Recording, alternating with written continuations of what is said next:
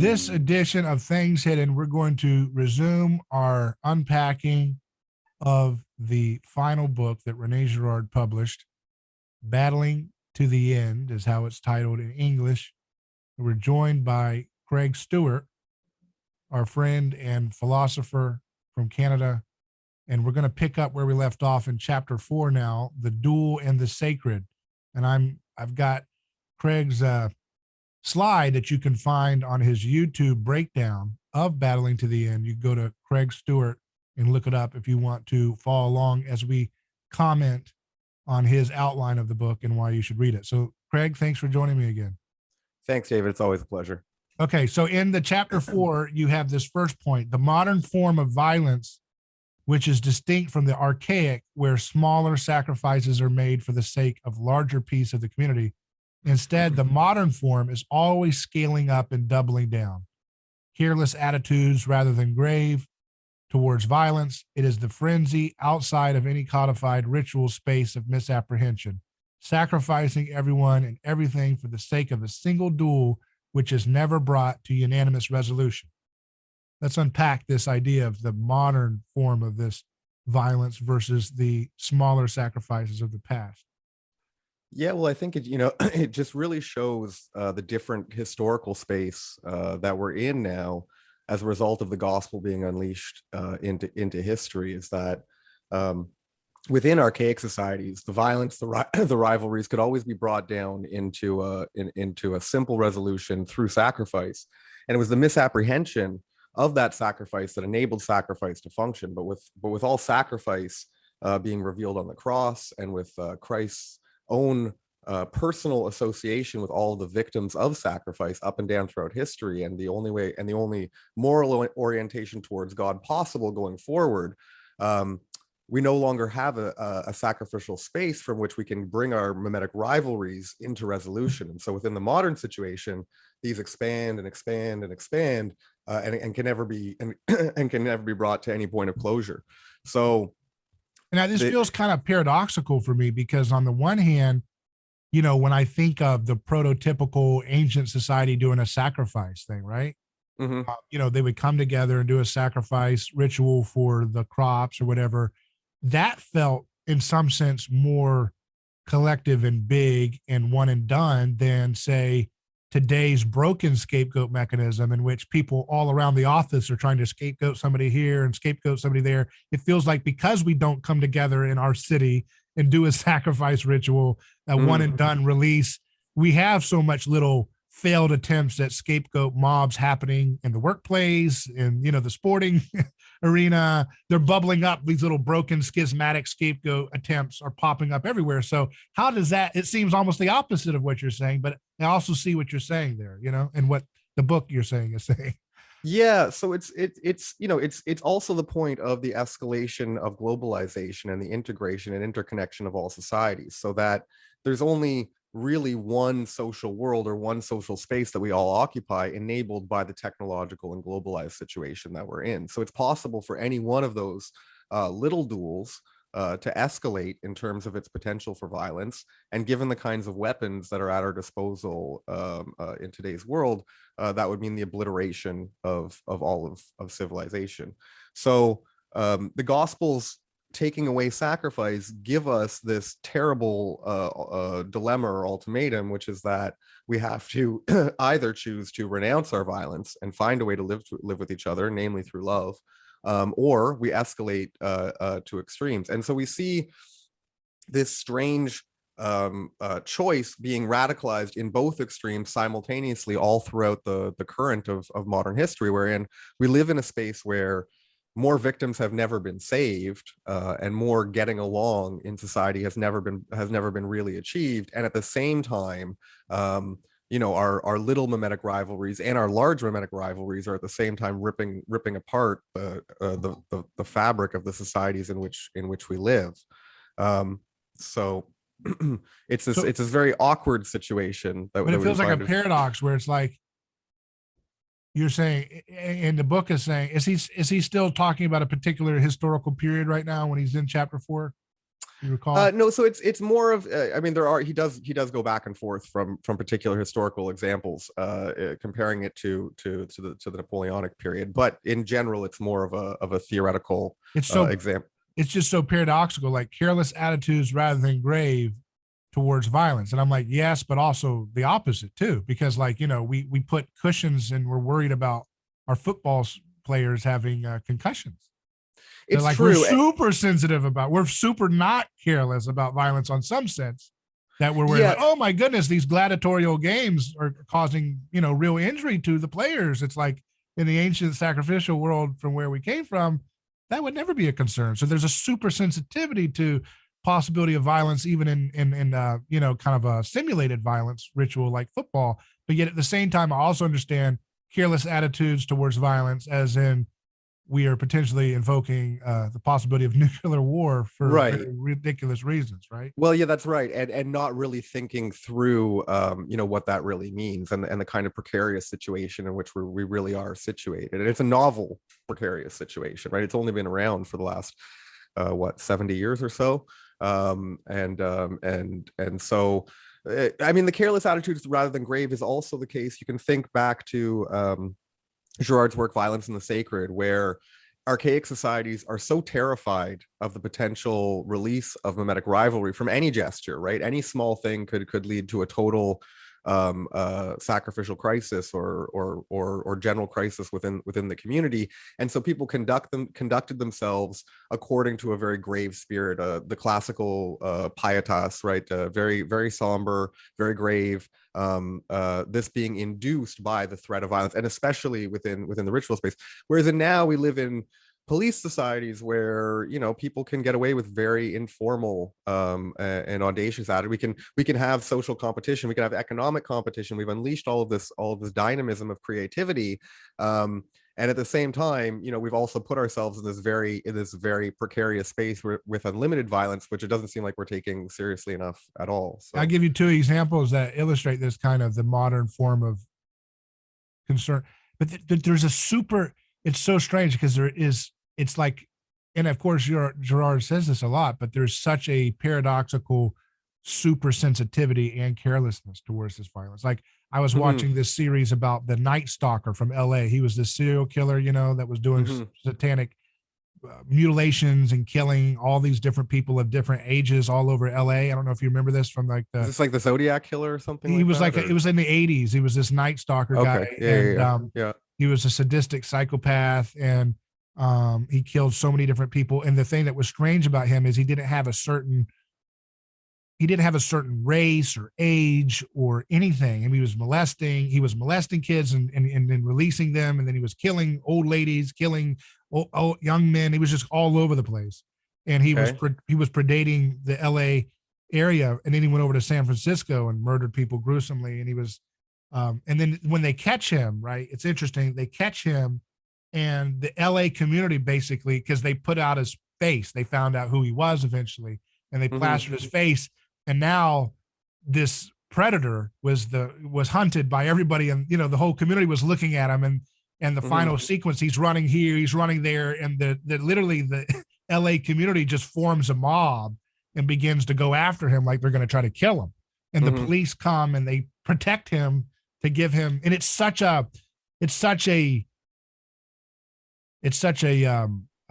paradoxical and beautiful thing when you think about that, like this idea that Christ creates this situation where this brutal, vicious, serial killing, satanic guy can be protected from the mob. And at the same time, it feels so unfair and unjust, right? That he gets to sit away in a prison sentence, and he ends up getting, in the trial, he's a young guy and he's got this magnetism for his psychopathic. Is this sorry, you said this is a movie or this is an actual this is a documentary series about how they killed this Night Stalker, how they caught the Night Stalker serial killer in Los Angeles. So and in the end, he gets to have this kind of rock star image, and girls of course are lining up to send him love letters and photos, and it's like it feels so unjust, right? From that classical justice, paganistic way that we came from. Because you're like, wait a second, because you see how brutal he was to grandmothers and kids. You're like, Hmm. this isn't right. And you understand why people naturally sometimes in more online circles and right-wing circles are saying Christianity has neutered and has really subverted the Hmm. good elements, of society, such that, when a mob was trying to clean house on this demonic, wicked man, here comes the Christian influence justice system to pick him up, protect him from the mob, take him to a trial, you know, give him a house for the rest of his life until he died of cancer many years later. It's like, where's the justice in that? And so we naturally recoil at some of these things, but at the same time, we take them as sacred to protect his rights and not to allow the mob to kill Well, him. and You know that's what I mean? that latter point is, I think, what it's really all about, is that, the amazing thing that the gospel, the Bible, the whole of the biblical tradition has unleashed, is that, each person is made in the image and likeness of God, and so each person's rights need to be protected, even when it's a case as horrific as that one is, right? So it's not so much about, no one's trying to be, I would assume not, the police involved are trying to be super empathic with that particular criminal, but rather that the greater good of all people's rights being protected. It's the same thing where, we have, there's an old quote, I don't know where it's from, but it's something like, I would rather 10 guilty people walk free than one innocent person be convicted and go to prison. And it's that very gospel imbued principle, which seems right, even though it does lead to, these instances of these kinds of things where it seems like, well, this just isn't tough enough. This isn't the kind of It's violence. not fair, right? It's not fair. He This, deserves to get punished and all this, right? well, and this is the thing with the ancient societies too, is that, Girard is, I was just reading Violence in the Sacred, so pardon me for my Violence in the Sacred quotes, but um, it's precisely that because men detest violence, that they make a duty out of vengeance, right? And so we really feel like that kind of violence rightly calls for an extremely violent response, both to rectify that situation and also to show our own attitude towards the violence that was Is that committed. So wrong? for me personally, I think it's very difficult to say that that kind of horrific kind of crime doesn't merit a kind of response. But if you take the guy, cart him away to prison and put him away in prison for life, I think that's the kind of response that is fitting. You can have But it's arguments about interesting. the They kept trying to death penalty do or whatever. they kept trying to good they kept trying to do careful, good detective work. But the thing that really broke the story where they could get the name of who the Night Stalker was when a police officer, had a friend of his in custody and roughed him up physically Hmm. and threatened to rough him up even worse.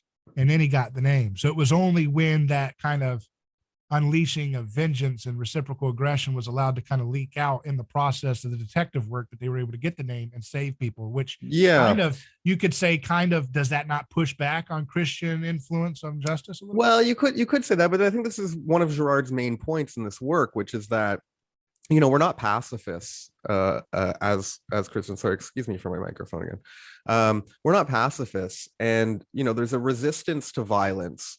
Girard gives the example of the French resistance against the Nazis in World War II, where it's like this kind, or just you could look at the whole Allied offensive in World War II. This is a kind of violent resistance to violence, but that is done so in the name of the truth, and it is done so in the name of the kind of gospel and spiritual foundational principles on which our societies, or at least have been based, and which is, it's you're embedded within mimetic history, and so those kinds of responses can be entirely justified. But when you say that, then you open the door for all kinds of potential abuses, and so it really is up to people to realize the gravity of their ethical responsibility in terms of the world in which they occupy, and that what the churches have always taught, which is that your actions matter. Your what you do really does matter, and so you have to bring everything to bear in the situation. And so sometimes the roughing up will be a necessary thing to do, and can actually produce good fruit, and it can still actually even be done with respect of persons. Like you don't have to be you don't have to go to the absolute total extreme of brutality in order to get things done. So it's just about, I don't want to say it's a kind of pragmatism that Girard's arguing for, but it is a kind of it's a kind of realistic principled Like you should have it as a normative standard that you don't punch right. friends Yeah, of a suspect, or whatever. exactly. Like that's not Yeah. that should not something that we should carelessly abandon. Right. Uh, Well, and it's not something that you go around and do, just out of as like an abuse of power or something like that. You don't just flagrantly defy that. But are you going to get into the kind of Jack Bauer situation or whatever? Yeah, I'm sure that's a real thing that can actually unfold, and the right thing to do in that situation may not be the right thing to do in every other situation. So. right. Um, yeah, it's interesting to see what would Jesus do in that moment, Well, and then punch the guy and save the little old ladies that are going to get mutilated, or yeah. not punch the guy, give him a cup of coffee and talk to him about his childhood, and then maybe you save the old ladies. Right. Yeah, no, this really is Girard's whole point, is that we are embedded in mimesis historically, and so who we are in that given situation is gonna play a major role in determining what the rightness of our response would be. There's many stories from up and down in terms of Christian martyrdom, but there was one story. There's a movie made, and it was not too long ago. It was a bunch of Algerian monks who are going to be slaughtered by radical jihadis, and I think it was Algeria. And they sat down and they kind of made the decision. They're like, okay, do we flee and run away, or do we give ourselves up as martyrs? Do we try to get the authorities involved and get some kind of violent resistance to this violence, or do we just give our witness as Christian? And they sat down and actually had a deliberation about it, and decided to become martyrs, witnesses. So maybe that's the right response for those monks. It's not. I don't know if that's the right response. If you're sitting down with your family and that's happening, and you're the father of a family, and if then in that case you can come to that same kind of decision. I don't think that you can. And Christianity has always recognized that there's a proper use of force for nation states, for individuals in terms of self-defense. So it's definitely something that we've all thought about since Jesus said explicitly, when someone strikes you on the cheek, offer him the other one, and his own decision was one of witness. So it's always going to be something to wrestle with, I think. Aggravated mimesis makes the more extreme, more scandalous seem the more reasonable, and eclipses the apparent rationality of other possibilities. Belief in the autonomy of the model obstacle. What do you mean by that? Yeah, this point is, I think, something it's a psychological insight that I think is just really powerful and worth meditating on. Is that when you get more and more deep into rivalry, then it's almost like you can think of it like a set of blinders that come along and reduce you to tunnel vision. So you can have this like wider vision before of all of the different possibilities that are actually available before you. But the deeper you get into rivalry, the more this tunnel vision eclipses your vision and makes only the most extreme and the most extreme, most scandalous, most violent responses seem like the most reasonable, or the most right from the point of view of they seem like the best possibilities. They seem like the best avenues that can be chosen.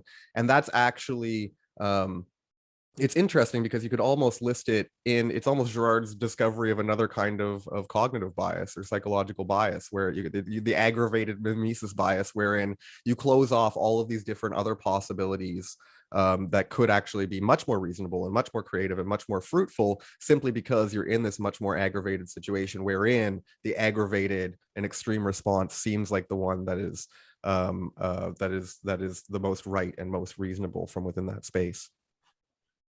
Yeah, and it's so that's, I mean, you see that all the time. I mean, everybody wants to arrest everybody's political opponents in America right now, and Hmm. and there's the calls for you got to lock up the former president's daughter, like just this vicious like get them all, get them all, get them all, and you so Hmm. not just in the national politics, local stuff. I mean, I was Yeah. just looking at a particular Well, local thing, and they're sitting there saying this criminal, criminal, criminal, criminal, and it's like the criminal case was like many years ago, but they're using that to describe somebody, and it's like there's just vicious hostility about otherizing people right now. It just seems yeah, well, really I mean, this quote here is actually meant more at like an individual decision making level, but that aggravated, the crowd searching for the victim is that is the mob. That is what the crowd is always after. And so it's the role of the injection of the gospel to transform the crowd, and to try to make it something different. It's interesting because like we call as Catholics we say going to mass, right? And yeah. it's interesting that it's like it's mass, it's the crowd, and it's the one situation wherein rather than the innocent crowd, innocent in quotes, innocent crowd going after the victim that they perceive as guilty, it's the people assembled together acknowledging themselves as guilty before their innocent victim and receiving a new kind of life from their innocent Right, victim. So right. um I mean, And we, it's we can look at that. it's a kind of satire on in my opinion, the Eucharist is a kind of satire on the primitive cannibalistic rites of trying to take on the power of a warrior that you've defeated, and you Yeah, no, it's not what. cannibalistically partake of their powers and become them, and it's like, yeah, but when you partake of this flesh, it's to stop you from that cannibalistic spirit of aggression in all of your lives, including yourself and your Well, there's a lot. friends There's and well, rivals. there's a lot there, and necessarily so as we would approach the Eucharist. But I think that's exactly right. I don't know if it's so much a satire as a deeply profound anthropological diagnosis, as Right. like as a Well, real both, yeah. medicine, right? I mean, Jesus explicitly identifies the Well, I mean Eucharist. it in the satire sense, as in the traditional historical sense of most people taking on the Eucharist in a sense of this is my big other, transcendent to have my sense of identity in opposition to my rivals. You know what I Mhm. mean? It becomes an in-group kind of Well, so friend and what enemy so thing. what Like we're what taking this supper as this is our friend group, and anybody who's not part of that is the enemy. Well, it's more about that the invitation to come to the table proceeds from the recognition of oneself as the persecuting crowd, Right. right? And it's once that you've recognized that then you're able to come to the supper. You can't. It's like the first essential truth of Christianity is that you can't be a Christian until you've acknowledged yourself as a sinner, right? And so the first part is I think it's this profound anthropological diagnosis. But the second thing that you said too, and this is where Girard is much more. I mean, I would say metaphysical, but I think he would recoil from the term, but much more metaphysical in battling to the end than he was in, say, things hidden since the foundation of the world, wherein this desire for being is a real thing. Our desire is a real thing. It's not just an epiphenomenon. It's taking place within history, within time. It has meaning to it. It's a real choice and a real participation in one form of transcendence or a pattern of violence.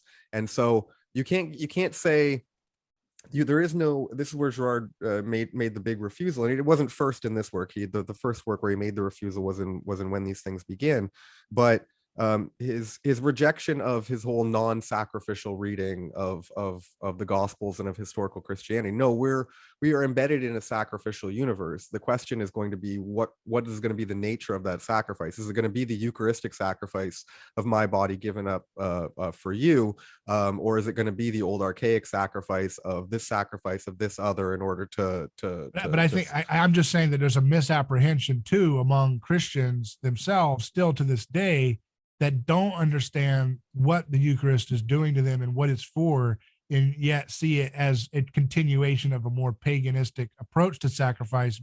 You know what I mean? Like the sacrifice of another, rather than you imitating the same posture that Christ is giving you of himself. You self-sacrifice your body and your mind and your heart and your fears and your concerns of your regard over others. Like you have to emulate that Eucharistic self-giving in your life to others, just as he's doing it for you in that moment. I think sometimes that there's a loss of that understanding of what the Eucharist is for. You know what I mean? As opposed to this is my ticket to my insider crowd and my ticket to the good place afterlife. And this is my insider ticket. And I'm not saying Christians think that in that brute, in that kind of vulgar way, but I do feel like there's a tension there within the popular understanding of the ritual, you know? Yeah, for sure. And, you know, it's important always to recognize and to hold in mind that it's not a reward for the righteous, but medicine for the sick. Right. So, I think that's deep. I think that's deeply right. But it's also too that you know, the metaphysical point is really important in the sense that, or the spiritual point is probably a better word for it, in that you know, we are consuming that being, and in the case of the Eucharist, we really are consuming the body, blood, flesh, and divinity of Jesus, and him. And becoming him through that specific participation. Whereas in those archaic rites of cannibalism, yeah, you're becoming more and more violent. You're becoming more and more twisted and perverse through the consumption of the flesh. So you have this like very physical, visceral, literally visceral. But they felt like it was giving a cathartic peace. It was stopping violence. And not realizing the more and more depraved form to which they're. I mean, when you think about what the archaic religions were doing and calling holy, righteous, good, and God, and how different that archaic line is from the true religion, which was shown to us. It couldn't have been something that we invented, because we've seen all of the things that we invented and we know exactly what they look like. But you see this real stark contrast between you know, the worship of violence and the desire to appropriate violence versus instead, even if that violence is misrecognized as a desire for a kind of catharsis and peace, versus this wholly new world of grace that is just punctuated into history and into reality. You go on to say hostile intent just as deadly as hostile feeling, genocides, global mind control programs planned and carried out by bureaucracies. Is that what he talks about in chapter 4, or are you just giving an example of your own? Yeah, idea? No. So he does. So there was a bit of a back and forth and a rejoinder where Benoit Chant and Girard are talking about the difference between hostile feeling and hostile intent, and this is of course relating on back to Clausewitz. So, you know, some people, you know, there's a bit of a back and forth in their discussion where hostile intent didn't seem as deadly as hostile feeling, but then you realize that, you know, what's the difference? Well, so hostile feeling is where you have the violent feeling of passion of wanting to really go after your opponent. Hostile intent, you can imagine the kind of cold, cool, calculated approach. Yeah, the cool, calculated, ruthless brutality. So one is an emotional aggression, and one is a kind of a calculated.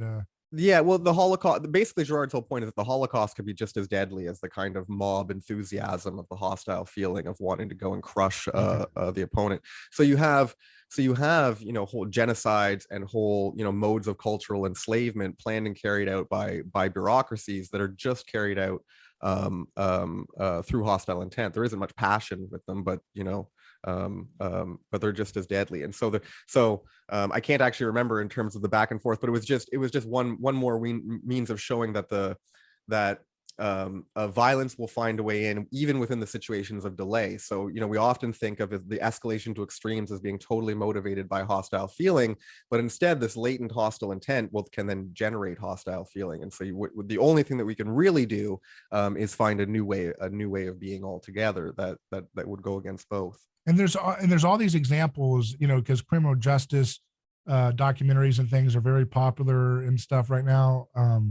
And there's a lot of examples of time and time again of like a district attorney or a local sheriff's group or something just getting so fixated on this person did it, you know, and they just can't get out of that mindset, you know, and they, you know, and you see miscarriages of justice where it's like the evidence is pointing it's this other person that did it, but they just can't get off of the trail of this other guy. And it's like, you can see that kind of scapegoating tunnel vision, seeping up even in that kind of sanitized version of the process that's supposed to be, like you said, there's no passion sometimes, but there's just like this droll, this guy, this mind-numbingly sterile bureaucratic momentum of you did it, we're not changing, it's you, all the Well, evidence I is mean, piling up at somebody else. It's like, no, it's this one, we'll do everything to just like throw the book at this person, because why? You didn't have any personal problem with them in the past, they didn't do anything wrong, they had nothing personally against you, there's no emotional drive really, it's just this is the one that did it, and we're not going to be ashamed of, we're not going to take the shame of recognizing we got it wrong and it's over here. well, it's funny because it's like a lot of our psychological biases, just to mention again, scale up into our institutions. And we have our own psychological bias wherein if we've already committed to some kind of thing or decision, then it's very difficult for us to realize maybe we made a mistake and to go back. And it's even worse when you get into bureaucratic process, right? If it's already made a decision and it's already in the process, it's already going that way, and people have already decided this, then it's very, very difficult to undo that. And sometimes just the inertia of the way that it's already going.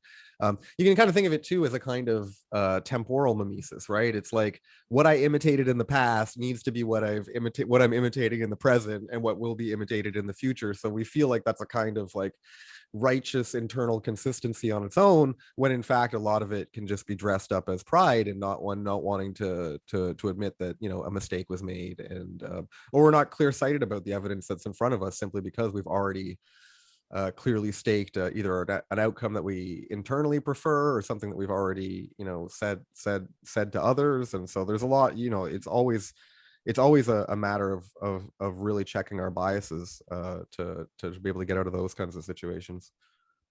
Series of examples from history of how mimesis drives nations and politics over long alternations, and he talks about France and Germany. That was interesting, right? Well, the bulk of the work is devoted to an historical examination of France and Germany, but you can look at it, all over the world, wherein you have so many countries who are motivated by a kind of national grievance over something that happened maybe 50, 60, 70, 80, 90, 100 years ago. And you can have a very long period of time in the interval before that national grievance is actually brought out in a kind of mass hostile feeling or something like that. But you can just see how it's still this mimetic response to something that happened even before the people who would be carrying it out were ever born or were ever around, right? It's a grievance that they never experienced for themselves, or even the effects of in so many different cases. But well, that's what modern politics has become, all about this remembering of grievances against other groups and so forth. Well, we are, as you say so often in your show, we're just haunted by the cross and haunted by our victims in the past. So it's always just we're trying to get away from that haunting by saying, no, I am the victim here. Well, I'm the persec. So it's it's realizing the cases in which you're victimized when you've been victimized, but it's also too recognizing yourself as a persecutor as well. And what's the response to being victimized? Well, it's going to be different in a lot of cases, but a lot of the times it has to be this response of charity, right? This is the paradoxical response of Jesus to his persecutors on the cross, which is, Father, forgive them, for they know not what they do. Now, 2,000 years later, we should have a better idea. I don't know if we can still get the same kind of pardon, because we should have got the message in terms of what it is that we're doing by looking at the cross. So if he was, you might say today, like, Father, forgive them because they still don't quite get it. That's right. Yeah, that's right. In some sense, we know well better. It's amazing, right? I mean, if you look at Jesus identifying with all of the victims in all of history, and then every persecutor is just being constantly shown the cross. But this hasn't been. But the cross is the ultimate anthropological sign, right? If you looked at in archaic cultures, they would have statues of their deities, and they would have all different kinds. They would have victims right at the center, but they would be particular victims to their own particular cultures. And then what the Passion does is that it shows what's going on in each of those particular instances. That space is emptied, and the space that gets filled in is that space of the cross. And yet still, 2,000 years of looking at that now universally occupied space of the cross, But we still struggle to but understand. some people, like in the more elite circles of liberalism or whatever, would say that, you have to make, like, you have to make space for people to, like, as a collective, to you need to take account of your role in persecution, and that includes your collective identity markers, right? So, they Hmm. would say, like, you need to that's where they get the idea of, like, you need to take account of your white privilege, right? This notion that this is kind of a, you could say it's kind of a co-opting of Christianity here, Hmm. where you, instead of you saying, hey, I as an individual am guilty of this proclivity in my heart of Hmm. taking advantage. No, instead of that, you say, well, I, as a member of this ethnic group or this gender, Hmm. I am sorry for what my gender has done. I'm sorry for what my race has done. I'm sorry, so it's kind of close.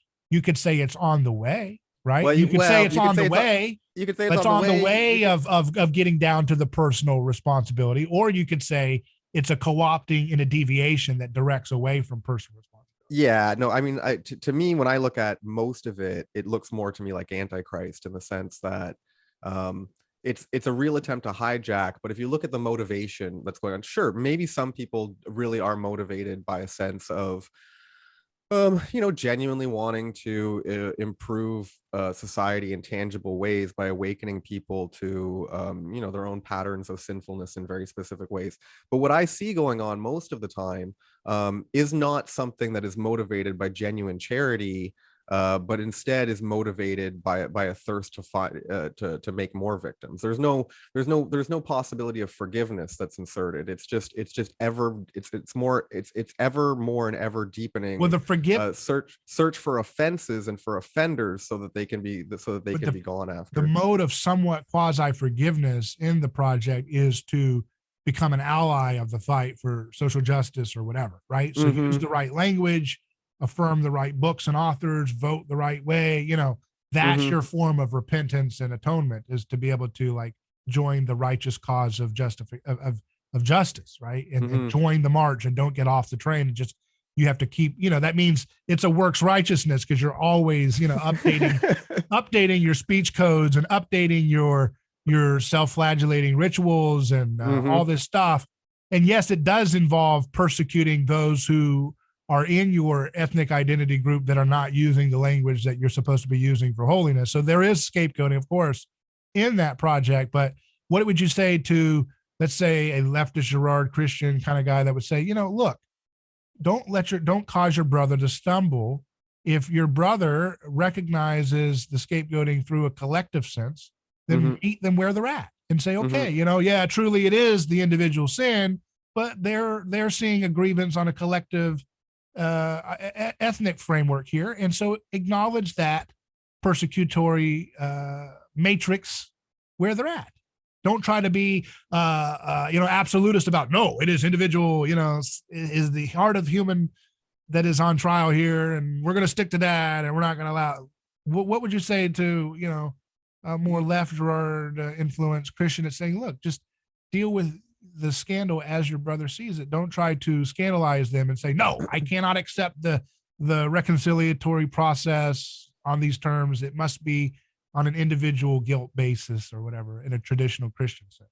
Yeah, Does I that make think I sense? think that yeah, I do, and How would you? I think it's very simple. I think it's you acknowledge the persecution wherever it has taken place, right? You acknowledge it, and if it is your own personal entanglement, then you repent of it. But then I would also counsel to be very wary, because it doesn't seem like the spirit that's motivating a lot of what's going on there is the same kind of spirit of reconciliation that actually proceeds from authentic charity. It really does seem much more like searching for ever more apparently absurd reasons to launch oneself into hostility against other people, and divide people off into these little different groups. And it is a real problem. Like, we can talk about structural sin, and we can talk about collective sin, and especially, and Girard is a great lens in terms of doing that. But it's, where do you locate the collectivity? Is it something that's really universal that you can pinpoint, or can you really get a group that is that is really on target. But then, you know, whenever you talk about groups, you're always stereotyping people, and you're going to get, you know, a great number of exceptions to that rule. And that is one of the things where identity politics is so easily critiqued, because you can get members of identity groups that are supposed to, you know, all line up on the same boxes of here's flag go ahead. flagging, and undermine all of the accusations and norms that are supposed to go along with it, because who we are as individuals really does matter. It is our individual. I mean, this is one of the amazing things about Christianity, is that you have the social obligation, and it isn't a denouncement of the crowd, and it isn't a denouncement of society or a political life, but at the same time, it's a real recognition of the importance of the single individual, and of individual rights, and of universal individual rights. So what do you think Girard would have thought? This is just a fanfic speculation for sure, thought yeah, experiment. yeah. What do you think Girard would have thought if he had lived long enough to go outside his apartment and see a bunch of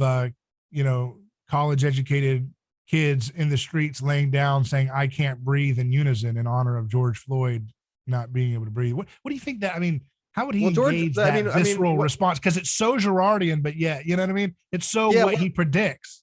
Yeah, well, that would probably be the more eerie thing. It's just how close it is. But I mean, George Floyd may be a bit of a different instance. I think specifically just in terms of you know, different from what? Well, different from some of a lot of the other battles of identity politics that are being. But that's such a strange phenomenon where there's kids in the street laying down, hundreds of them, all college educated, usually, and wealthier, and they're all chanting I can't breathe" in unison and stuff. And it's like, I just imagine Girard's analytical framework, if he were to walk out on a street and visiting a city and he's like seeing that, what would that, you know, from that's really anthropological field work for him at that point, you know what I mean?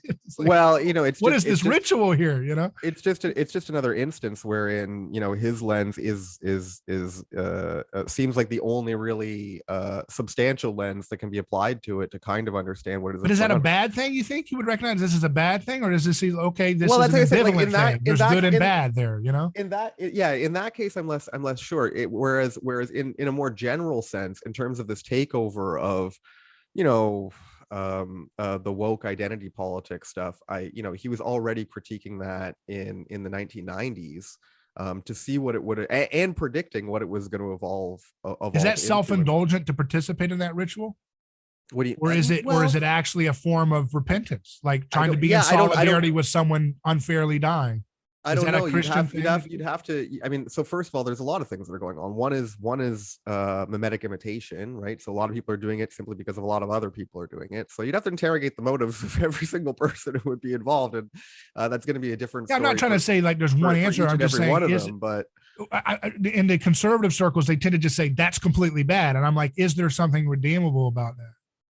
Yeah, no, well, you know the conservative circles were quick to defend the point that it wasn't the kind of univocal narrative that was being put forward by the other side, and to defend the police who are in so many instances made up of brave men and women who really do put their lives on the line in the defense of others.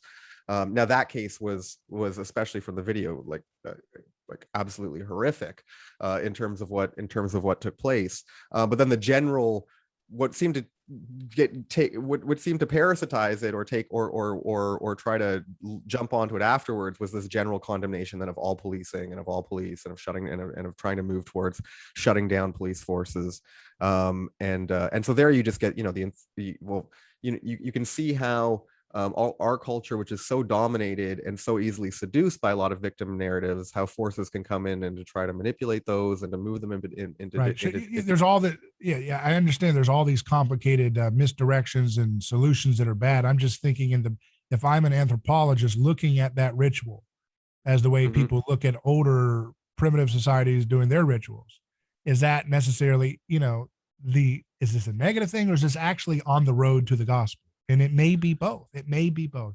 Because it may be a healthy sign that a society of rich people can actually think and step into solidarity with someone in their case, unjustly dying, and to actually maybe it's going into self-indulgence, maybe there's hypocrisy, maybe there's bad motives, bad agendas, but the big picture view of that, Mm-hmm. 2,000 years after Jesus, rich elite kids are trying to become, they're trying to deeply empathetically uh, But connect with an unjust death.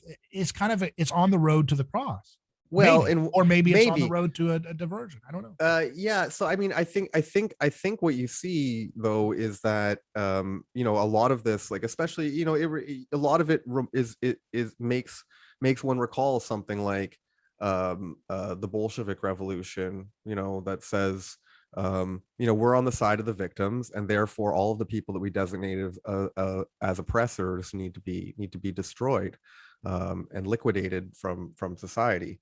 You have to, you have your causes of the victim groups that you designate, and you say something like, well, can we even tolerate the kinds of people we designate as oppressors within society? Right. And that is That's the problem. exactly the kind of antichrist that Girard is Yeah, that pointing it's at. true that the overall spirit of these movements does not really open up space for people who don't talk and think like them, and that's a problem. That's a very Yeah, and so there's a potential. I mean, what you can see, of course, is that the whole world now is on the side of the victim. It's just the question of, what does that mean in terms of our response to that? We're on the side of the victim, okay, and if we really are on the side of the victim, then, are we looking to go out and to make more victims, or are we looking to do something creative? Are we really serious about doing something creative to undo what is genuinely problematic? There are like a lot of the grievances that are coming up from say the um from the left side of the political spectrum. It's not like all of their grievances are totally illegitimate. I mean, I think a lot of stuff gets really hyperbolically exaggerated. I think a lot of other problems get pushed to the side and excluded because they don't have the same kind of current of political, I don't know, sexiness or whatever that's driving their current narratives. So there's a glaring omission of actual cases of victimage that are just pushed to the side in favor of their present victimage crusades. But it's not like everything they point. It's not like everything they point to is illegitimate. There's a lot of sound points. It's just, where is the really dynamic, creative gospel response versus just one more search for persecutors to violently and to liquidate. offload one's guilt onto somebody. That's the That's thing. It's right. like, Yeah, I'm yeah, doing yeah. this ritual to offload my guilt participation in this evil, and I'm now shaming you because you haven't done it with me and you don't talk like me. And that's a Yeah, problem. That is yeah, very, yeah. that No, it's those do end up self-righteous collective movements. They end up being the most dangerous, often the moral busybodies, as C.S. Lewis that's right. said. That's right. Well, and we see, and we're living in, we're living in a time where this force has a ton of energy. So That leads me to this next point, this broader category you talk about called truth or violence. Can you summarize some insights from the chapter 4 truth or violence theme a little bit? yeah, sure. So I mean, this is if we like, um uh it's almost like I said there's other central points that I said are central in terms of what the text is about, but it really is, from the point of view of mimetic rivalry and the escalation to extremes, when you get into this really deep, profound violent reciprocity with the other, wherein the only thing one fears or thinks about is the autonomy of the other to who one stands in relation to, then you really have all of the meaning in the world packed into this duel, wherein who wins and who loses this duel is that is the experience of the divine. That is the metaphysical desire that Girard is talking about in part 3 of Things Hidden. And Girard is just bringing these quotes out of Clausewitz that show that Clausewitz really did believe in the divinity of war, not in the same way as, say, Hegel did, or as Marx did, but from his own experience as a soldier, just experiencing it was commonly called the baptism of fire, and all of the meaning that is generated through conflict. There's that kind of sense of the divinity of war, but then there's also the and this is related back to what we were just talking about, is that you can have this designation of a particular victim class and to take that as a kind of totality, right? And you want a totality of closure that around this particular victim class or this set of ideas or this philosophical or theoretical model, and that totality is always maintained at the expense of the exclusion of some other at the expense of some other victims, right? And But so that's why that, they use the word social justice instead of justice, because it's about justice in relation to another rather than justice in and of itself, right? Objective. yeah, well, I mean, it's I mean, there's, Subjective justice almost is what it ends up well, becoming, rather that's than where, objective justice, which is like what is the yeah, right thing to do for humans, period. You know. yeah, that's where it becomes really problematic, is where some subjective designation is set up as the whole totality, and because and that is precisely where you get the totality based on the exclusion of some victims. So that's a kind of divinity that people sort of worship. In contrast, you have the divinity of the truth and the possibility of the participation in the truth, and standing up and standing up for victims, and standing up for standing up against that exclusion of all kinds of false totality, in as opposed to the only true totality, which is the truth, and that totality is a real one, and it's one that we can really participate in, and that participation isn't something ad hoc or arbitrary or like, just merely historical, but rather even participation in the life of God, as we go and carry it forward. So it's Girard's radical affirmation of the religious nature of reality, wherein you have at the very bottom, you have within the relationship of opposition, you have the identity of desires within the divinity of war, right? You have the identity of desires. They both want to kill each other, absolutely. But you have but you have the absolute assertion of difference in the sense of refusing to recognize the same thing as your brother who you're standing opposed, that your brother is someone who's created in the image and likeness of God, that you're opposing. So you can't recognize the identity of the other. Whereas within the divinity of the truth, at the same time, you have the full identity, and this is a more specific context that Gerard's talking about, but you have the full identity of desires with the other, but there's no lie of difference there. You can just recognize the other as another like yourself. So it's at the very most, from the lie of difference being, give an example, please. Yeah, any difference that you would maintain. So any difference that makes you distinctive ontologically from your enemy, from the enemy other, and therefore the reason why you can, why your violence. And that's where they get into things like whiteness as a construct. Like you are indelibly whiteness when you talk and think in this way or act in this way, right? Like it becomes this that's right. So instead totality, of, right? So like Clarence Thomas is an agent of whiteness, even though he came from a lot of difficulty and has a lot of ideas about, how to empower.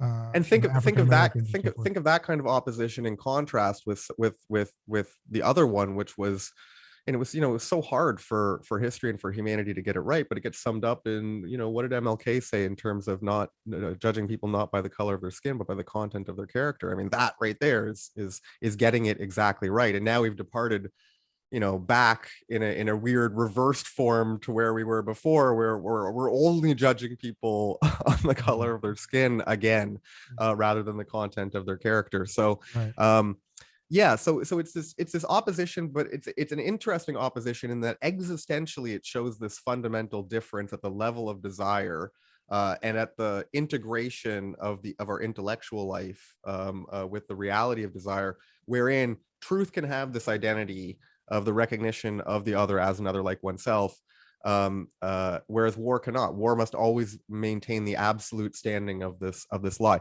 And it's interesting too, because within truth you can acknowledge all of the differences, but you just can't put any of those differences ahead of the recognition of the other as another like yourself. So parents and children, they're different, right? There's all different kinds of ways in which what's okay for parents is not okay for children, etc. So there's an actual difference there, but that difference isn't put over and above the recognition of the parent or the child as another like oneself. So there's this whole order that possibly proceeds from love, whereas a war is always searching to tear things down while at the same time maintaining all these different kinds of differences.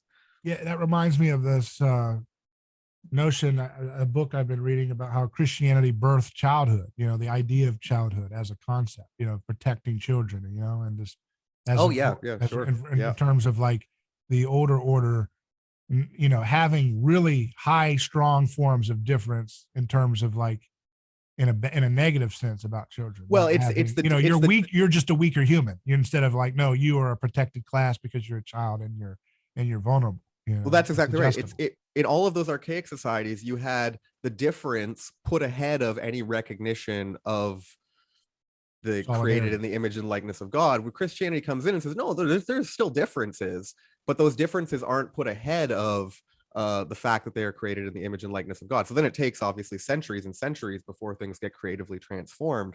But yeah, no, the assertion of difference that comes first before everything else in all ancient societies is definitely worn away or ruptured or sometimes ruptured altogether, sometimes did away with altogether, but other times really transformed. And this divinity of uh,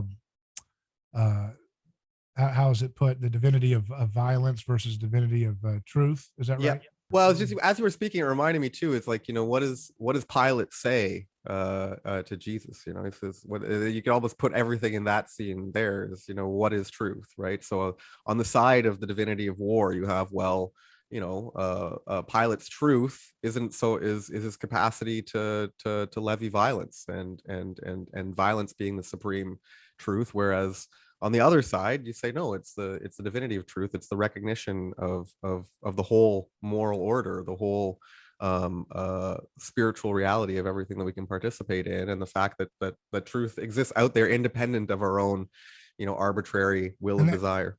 okay, so that's the point I wanted to make, is that like this idea that I've tried to explain to folks, that we are more obsessed with rooting out differences rather than rooting out violence, you know, and that Mm, seems to be the driving force behind, you know, where the Western civic religion and its aesthetics and storytelling and political power is flowing from, is this hunt to viciously police and eliminate differences rather than to get rid of violence. And if we could reverse that and say, hey, mm, let's make sure we stop the violence, and we can handle differences in a non-violent way. Like we can maintain some healthy differences. Let's not let but see but there's this weird thing in which the modern mind and everything wants to see differences because they can be the occasion of oppression, mm-hmm. therefore not need to be eliminated at all costs. That really, this, what I'm saying here, I believe is at the heart of everything in our cultural war and everything. It's this No, idea it's that, that's deep. That's deeply profound. how And does that fit anything with what he's saying it's there in chapter 4? well, it is. I mean, it's certainly said, if not specifically here, then up and down Girard's work. It's interesting though too is that because of the refusal to recognize the other as another like oneself, and recognize that we're all sinners, to put it simply.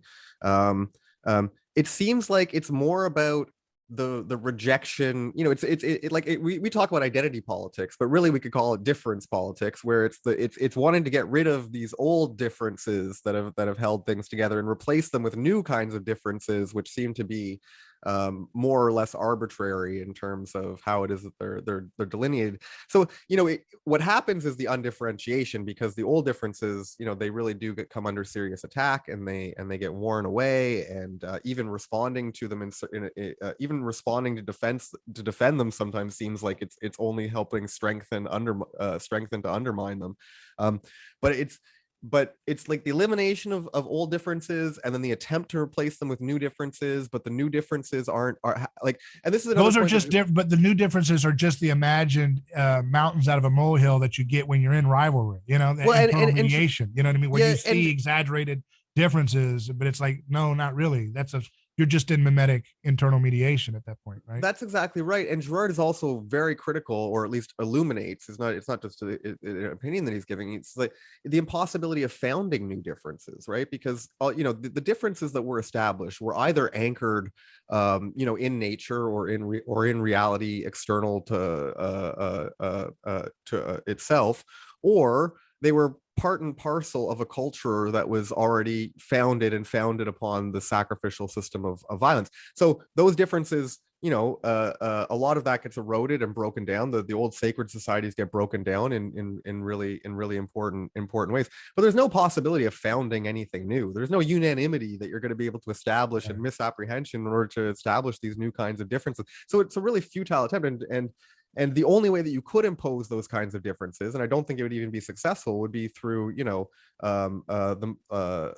most horrifying kind of tyranny. Like you need to impose them absolutely violently. So because everything like gun debate. I'm not going to go into all these, but I just want to show you how the differences versus, see, my whole thesis of my show is this issue, which is we're trying to eliminate differences rather than eliminating violence. If we would shift our focus to, hey, let's stop the violence, we'll be able to deal with the differences in a healthy process. But we don't want to do that. For example, guns, right? Hey, the difference is this person has a gun, this one doesn't. There's a power difference there, right?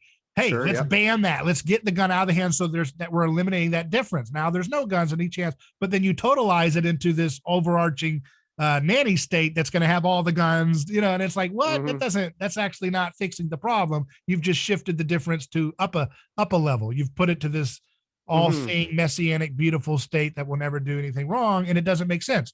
Or, differences between child and adult, differences between the person who feels gender dysphoria, right? The idea is like, hey, we can't say that's different, because if we say that's different and not the norm, therefore that is the space by which that person will feel alienated, picked on, bullied, harmed, and that will create a permanent outcast class of persecution, right? So we have to eliminate the concept of that being different and say, no, this is the standard by which all children should pick their gender, and all children should have that. That will now be the normative how things ought to be, right? So it's an attack on the original concepts of, no, that's a little different. It's male and female. And then there's this different thing.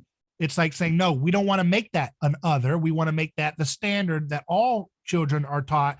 You pick your gender, you identify. Well, I don't know. Like, I don't think children get to pick their gender. I mean, this is one of the crazy things. What do you mean? I know they don't get to pick gender. I'm saying that's the claim that they're saying. We're going to make it so that. Well, it's just so weird, the level of derangement of the moment that we're in. And so we're going to look back on this point, I think, once psychology has really ingested Girard, we're going to look back on this point as a particularly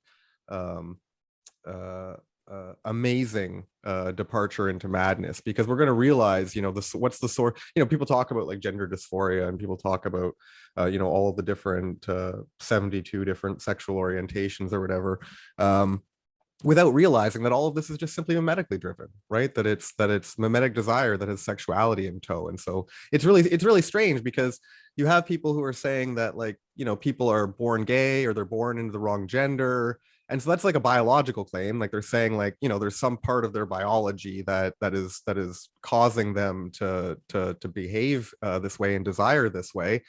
But then if you actually like drill down and like ask, like, okay, so what's the biological mechanism, or what's going on genetically from which that would explain where it is that this behavior is manifest, or these desires are coming from? There's certainly no scientific answer that's it's the romantic lie of the self that grounds this whole problem. Is that, well, yeah, it is, because it's the refusal to recognize my true self needs to be born. My identity. There is no true self. It's all individual, right? My identity, and that includes my sexual desires. I mean, so there is an appetite structure, and there is a normal instinctual orientation. But that, all of the instances that are not in line with that instinctual orientation are being driven mimetically, and so that, like, but that but to say that they feel is to allow too much differentiation to remain, that needs to be policed out with force if necessary. Well, that's the claim of the establishment. It's like we can't just say the biological alignment of desire with mating and everything is what will continue to be the normative. That can't be so. No, you have to eliminate. You have to police nature. You have to subdue nature by force. Well, there's the whole idea of this modern romantic lie of self-creation. You can be anything you want. You could transform anything you want. You don't have to have any regard for nature as living within not just nature but creation, right? So that it has an actual order to it. And so that's certainly very important. Where the psychological motivation comes from is again from victimage, which was not, I would definitely say was not unfounded. Is that there was real persecution of people who had different kinds of sexual desires and sexual tastes and Right. and those were coming out of specific Christian prohibitions, largely culturally. But now, which were codifying difference in a way that they felt was oppressive. So the attack is on to attack the difference and to use force if necessary to do so. That's right. And so and I would say the opposite should be the critique that we could have is to say, no, in the past, if people who had those different feelings were being persecuted, we should do a good job of not continuing that. Well, your solution is the gospel solution, which is simply that, like, look, if we just actually loved one another, right? If we just instead of, and this is where Girard gets people don't know how to love they don't know how to love strangers, and they don't know how to love. Do I love abstractly? Do I love, that's a whole complex. Well, and you have sentimental love, where it's like love is a nice feeling and everything. Busybody love. I'll make this person the way I want them to be, Well, and like, you want to be nice and not mean and all this kind of stuff. So they feel like what you just said, the Christian view of love there is that's a busybody love. Like, how dare you tell this autonomous self that their version of who they feel they should be you're being a busybody. You're imposing a societal framework that is oppressive and smothering of their person's sense of expression or fulfillment of themselves, right? And and they want you to stop that. They don't want you to have that view, and they want you to shut up about it. And because you're oppressing them. If you wanted to get really practical about it, then what you would say is something like, look, we know that instances of everything from trivial, although can be deeply harmful, but trivial bullying to actual persecution has indeed taken place in the past. There's many societies around the world today where if you're gay, you could be killed, and so you acknowledge the persecution, you take away the persecution, but then you don't seek to depart from reality in saying that now we're going to mandate at gunpoint that you say that the bearded lady is a man or a woman, whatever. So where I'm going with this exploration here on this point, the divinity of love, right? And the divinity of truth versus the divinity of violence, right? Which is like the sacredness. What is the highest good? Is it truth, which has to have love, or is it violence, right? Exactly. You could say divinity of love versus the divinity of violence. I mean, the point in terms of the recognition of the truth that Girard is making is that there is an actual fact of the matter in terms of the denial of the victim on which totality all false forms of totality are based. So it's the unity of love and truth. And this is where Girard will get into the monotheism of reason and heart that you find in Christianity or Catholicism. And so this is truth and love are shown to proceed from the same source.